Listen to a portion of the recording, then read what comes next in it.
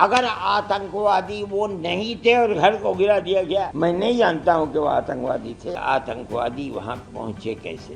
جمعیت علماء ہند کے ادھیکش مولانا ارشد مدنی کے بول بگڑ گئے ہیں، جس پر اب بوال مچا ہے۔ ارشد مدنی نے بھارت کے اس فیصلے کا مذاق اڑایا ہے جس میں سندھو جل سمجھوتے کے تحت پاکستان کا پانی روک دیا گیا ہے، جس کے بعد بیان پر سیاست تیز ہو گئی ہے۔ مدنی کے بگڑے بول کے بعد اب یو پی سرکار میں کیبنٹ منتری اوم پرکاش راج بھر نے تگڑی لتاڑ لگائی ہے۔ ان کو آتنکوادیوں کو سمجھانا چاہیے، جو بھارت میں آ کر کے آتنکوادی گتیویدھیوں میں لپت رہتے ہیں ان کو سمجھانا چاہیے۔ وہ یہ بیان دینے سے پہلے ان کو ان لوگوں کو سمجھاویں جو پاکستان میں پھل پھول رہے ہیں، آتنکوادی گتیویدھیوں میں لپت پائے جا رہے ہیں، ان سے جا کے یہ بات کہنا چاہیے۔ راج بھر نے کہا کہ ابھی تو پانی روکا گیا ہے، کل کو تمہارے شریر سے خون نکال لیا جائے تو کیا کرو گے؟ جی ہاں، راج بھر کا خون کھولا ہے ارشد مدنی کے اس بیان پر جس میں انہوں نے آتنکوادیوں کو آتنکوادی ماننے سے انکار کر دیا ہے، ساتھ میں بھارت کے اس فیصلے کا مذاق اڑایا ہے جس میں بھارت نے پاکستان کا پانی روک دیا ہے۔ ذرا پہلے آپ مدنی کو سنیے، پھر راج بھر نے کیسے لتاڑ لگائی وہ سنواتے ہیں۔ نہیں، اگر وہ آتنکوادی ہیں تو ان کے گھروں کو گرا دیا گیا، بہت اچھا ہے۔ اگر آتنکوادی وہ نہیں تھے اور گھر کو گرا دیا گیا تو میں نہیں سمجھتا ہوں کوئی آدمی اس کی تائید کرے گا۔ میں نہیں جانتا ہوں کہ وہ آتنکوادی تھے یا نہیں۔ اگر وہ آتنکوادی تھے اور 100% یقین تھا ان کے گھروں کو گرا دینا، یہ حق تھا کہ گرا دیا جاتا۔ جو میں نے پہلے دن یہ بات کہی تھی، سب سے پہلا بیان میرا آیا تھا، میں نے یہ بات کہی تھی کہ یہ بات سوچنے کی ہے کہ آتنکوادی وہاں پہنچے کیسے۔ کشمیر وہ جگہ ہے جہاں قدم قدم پر، چپے چپے پر آپ کو فوج کا آدمی ملے گا۔ مدنی کے اس بیان کے بعد اوم پرکاش راج بھر نے کہا کہ یہ پالیسی بھارت سرکار کی ہے کہ دشمن کو پست کرنے کے لیے کیا کیا کرنا ہے وہ بھارت سرکار طے کرے گی، وہ کسی کے کہنے سے نہیں کرے گی۔ راج بھر نے آگے کہا کہ اگر کسی کو بہت درد ہے تو وہ جا کر پاکستان میں جو آتنکوادی ہیں ان کو جا کر سمجھا دیں کہ ابھی تو پانی روکا گیا ہے، کل کو تمہارے شریر سے خون نکال لیا جائے گا تو کیا کرو گے؟ اب مولانا مدنی کے اس بیان پر بھارتیہ جنتا پارٹی کی اور سے بھی کڑی آپتی جتائی گئی ہے۔ بی جے پی نیتا شہنواز حسین نے اس بیان کی نندا کرتے ہوئے کہا کہ پاکستان خون خرابہ کر سکتا ہے اور ہم اس کا پانی بھی نہیں روک سکتے۔ ان کا بیان آپتی جنک ہے۔ مولانا مدنی کے اس بیان پر آپ کی جو بھی رائے ہے میں کمنٹ کر کے ضرور بتائیں۔ جو میں نے پہلے دن یہ بات کہی تھی، سب سے پہلا بیان میرا آیا تھا، میں نے یہ بات کہی تھی کہ یہ بات سوچنے کی ہے کہ آتنکوادی وہاں پہنچے کیسے۔ کشمیر وہ جگہ ہے جہاں قدم قدم پر، چپے چپے پر آپ کو فوج کا آدمی ملے گا، ریوالور یا بندوق لیے ہوئے۔ ایک جگہ جہاں 2000 سے لے کر 3000 تک سیر و تفریح کرنے والے کہاں کہاں کے دنیا کے کس کس خطے کے لوگ موجود ہیں، اور وہاں نہ کوئی پولیس والا ہے نہ کوئی فوجی ہے، اور اتنی دور ہیں کہ اس واقعے کے بعد بندوق سے قتل کیا ہے، اس کی آوازیں ہو رہی ہوں گی، 1.5 گھنٹے تک وہاں کوئی آیا نہیں۔ میں سمجھتا ہوں کہ گورنمنٹ کو اس پر بھی نظر کرنی چاہیے، واقعہ کیا ہے، کیا ہوا۔ یہ گورنمنٹ کا فرض ہے کہ اس کو دیکھے اور وہ جہاں سے یہ سوت پھوٹ رہا ہے اس سوت کو بند کرے، ورنہ آج ہوا ہے کل کو پھر ہو جائے گا کچھ دنوں کے بعد۔ پلوامہ جو ہوا تھا اس کا بھی آج تک نہیں پتا۔ میرے بھائی نہیں پتا تو مجھ سے کیا پوچھتے ہو؟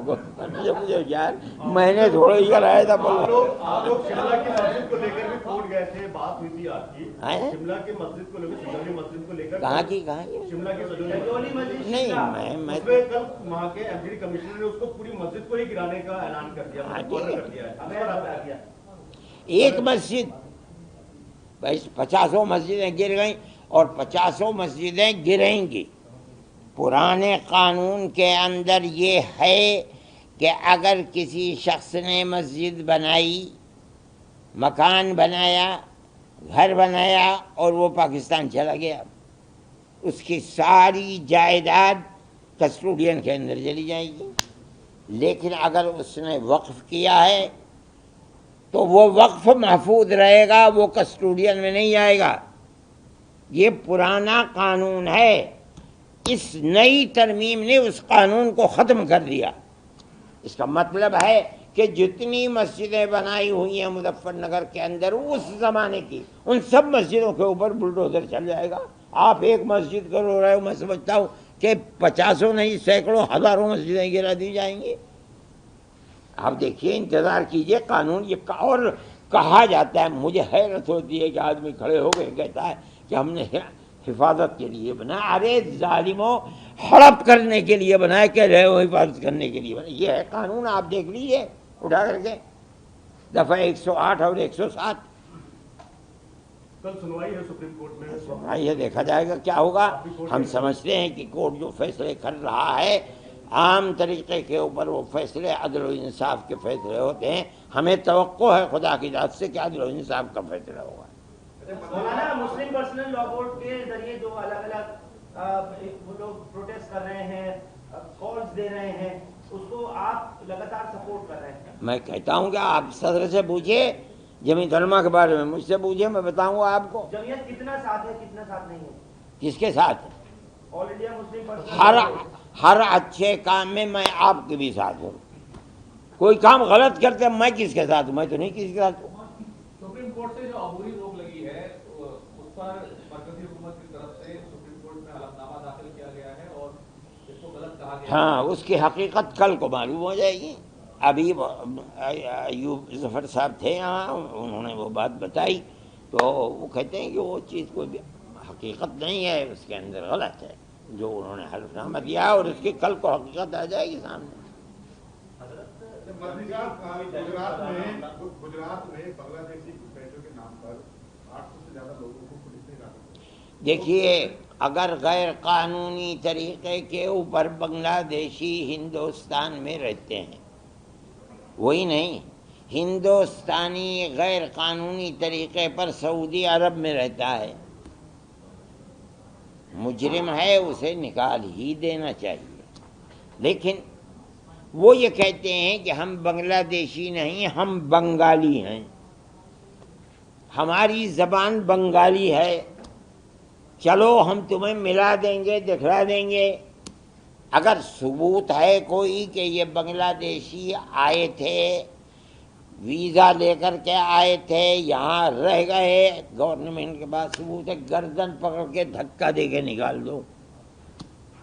لیکن اگر وہ بنگالی ہیں، آسامی ہیں، تریپوری ہیں، اور زبان ان کی وہی ہے جو بنگلہ دیش میں بولی جاتی ہے، تو صرف زبان کی بنیاد پر، جبکہ آپ کا ملک اور وہ ملک ایک ہی پہناوا، ایک ہی زبان بولتا ہے، آپ کسی کے ہاتھ کو پکڑ کر کے بنگالی بولتا ہے لہذا بنگلہ دیشی ہے نہ کریں گے، ہم اس کے ساتھ نہیں۔ اگر وہ بنگلہ دیشی ہیں اور واقعتاً بنگلہ دیشی ہیں، آپ دھکا دے کے نکال دیجیے۔ VK نیوز، راشٹر کے نام۔